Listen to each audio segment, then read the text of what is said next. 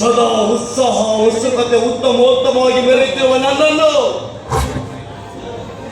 ಉರಿಯುತ್ತಿರುವ ಕೆಂಡ ಮಂಡಲವಾಗಿ ಧಗಧಗಿಸುವ ಹೃದಯ ವಿದ್ರಾಯಕ ಕಾರ್ಯವನ್ನು ಮಾಡುತ್ತಿರುವ ಆ ನಿನ್ನ ಕಮಂಡಿತನವನ್ನು ಮೆಟ್ಟಿ ನಿಂತು ಸತ್ಯಂ ವದ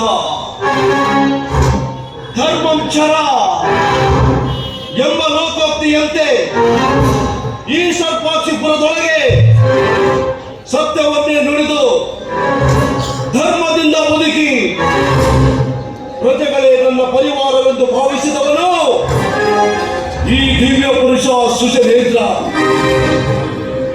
ಆದರೆ ಅತ್ತಿಗೆ ಆಮೋದಿನಿಯನ್ನ ಅಮಾನುಷವಾಗಿ ಕಾಲಾಂತಗಳ ಪಾದಕ್ಕೆ ಸೇರಿಸಿಬಿಟ್ಟ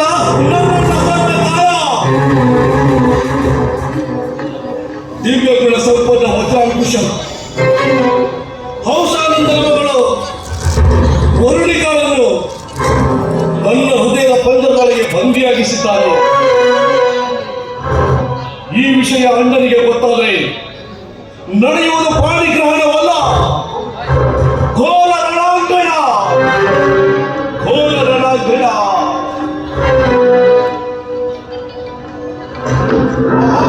ಸಂಪನ್ನ ಸದ್ಗುಣಗಳ ಗಣಿ ಸುಧನೇಂದ್ರ ಪ್ರಭುಗಳಿಗೆ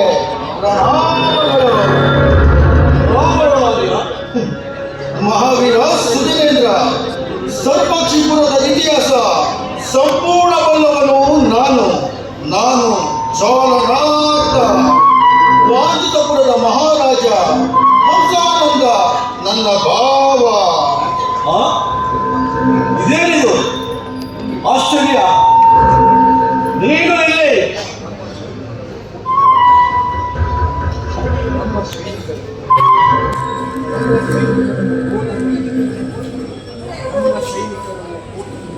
ನಮ್ಮ ಸೈನಿಕರನ್ನು ಕೋಟೆಯೊಳಗೆ ಬಂಧಿಸಿದವನು ಹಂಸಾನಂದ ಮಹಾರಾಜ.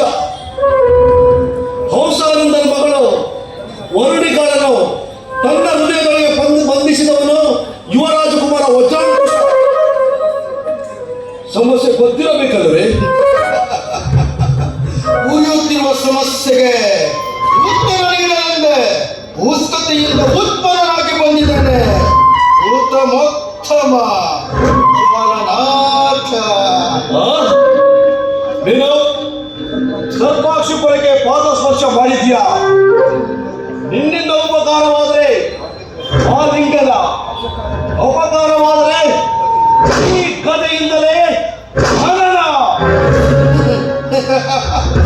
ವೀರಾದಿ ವೀರ ಸುಧನೇಂದ್ರ, ಮೊದಲು ನಿನ್ನ ಸರ್ಪ ಕಾಯನನ್ನು ರಾಜಸಿಂಹಾಸನದಿಂದ ಕೆಳಗಿಳಿಸಿ ಪ್ರತಾಪಾಣಿಯಾದ ನೀನು ಸರ್ಪಾಕ್ಷಿಪುರದ ಅಧಿಪತಿಯಾಗು. ಇದೆಂತ ಕರ್ಣ ಕಠೋರ ಹಿತೋಪದೇಶ? ಪ್ರಜೆಗಳ ಮೇಲೆ ದೌರ್ಜನ್ಯ, ಮಹಿಳೆಯರ ಮೇಲೆ ಅನಾಚಾರ, ಮುನಿಗಳ ಮೇಲೆ ದಬ್ಬಾಳಿಕೆ ಮಾಡಿ ನನ್ನ ಆಸದಲ್ಲಿ ಮೆರೆತಿರುವ ನಿಮ್ಮ ಸರ್ಪ ಕಾಯನನ್ನು ದಬ್ಬವಾಗಿ ಹುಟ್ಟಡಗಿಸಿ ನಿಮ್ಮ ಸೈನಿಕರನ್ನು ಬಂಧನದಲ್ಲಿಟ್ಟು ಹಂಸನಂದ ಮಹಾರಾಜರೊಡನೆ ಯುದ್ಧ ಮಾಡಿ ಪ್ರಭಾವಗೊಳಿಸಬೇಕು.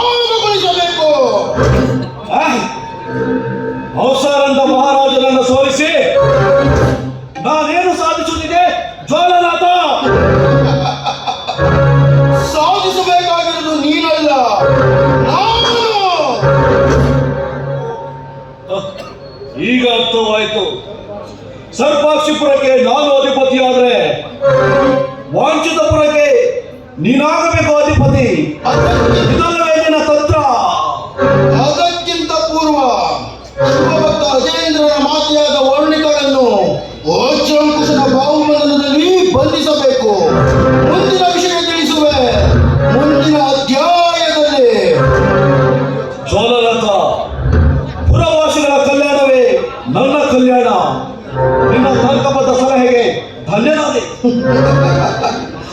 ಮಹಾಶೂರ ಸುಧನೇಂದ್ರ, ನೀನು ಜ್ವಾಲಾಮುಖಿನ ನೋಡಿರಬಹುದು, ಜ್ವಾಲನಾಥನ ಇನ್ನೊಂದು ಮುಖ ನೋಡಿಲ್ಲ, ನೋಡುವುದು ಬೇಡ. ಉರಿಯುತ್ತಿರುವ ಜ್ವಾಲೆಗೆ ಇನ್ನೊಂದು ಹೆಸರೇ ಈ ಜ್ವಾಲನಾಥ.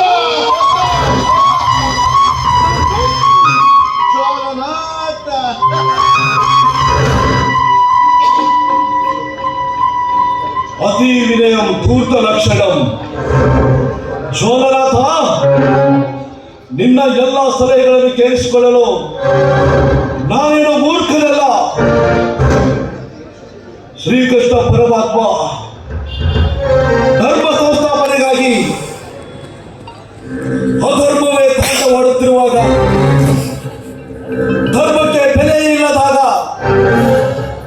ಧರ್ಮಕ್ಕೆ ಅಡ್ಡ ಅಧರ್ಮ ಬಂದಾಗ ಅಧರ್ಮದಿಂದಲೇ ಉತ್ತರ ನೀಡಿದ ಶ್ರೀಕೃಷ್ಣ ಪರಮಾತ್ಮ ಅಡ್ಡ ನಿನ್ನ ಅಧರ್ಮದ ಆರ್ಭಟವನ್ನು ಸಕ್ಕಳಗಿಸಿ ಪ್ರಜೆಗಳೇ ನನ್ನ ಉಸಿರೆಂದು ಭಾವಿಸಿ ಈ ಸರ್ಪಾಕ್ಷಿಪುರಕ್ಕೆ ಮನುಕುಲದ ಕೀರ್ತಿ ಪತಾಕೆಯನ್ನು ಹಾರಿಸಿ ಶಸ್ತ್ರವಿದ್ಯೆ, ಯುದ್ಧವಿದ್ಯೆ, ಕಲಾವಿದ್ಯೆ, ರಾಜನೀತಿಯಲ್ಲಿ ಅಪ್ರತಿಮ ಶೂರರಾಗಿ ಬಂದ ಈ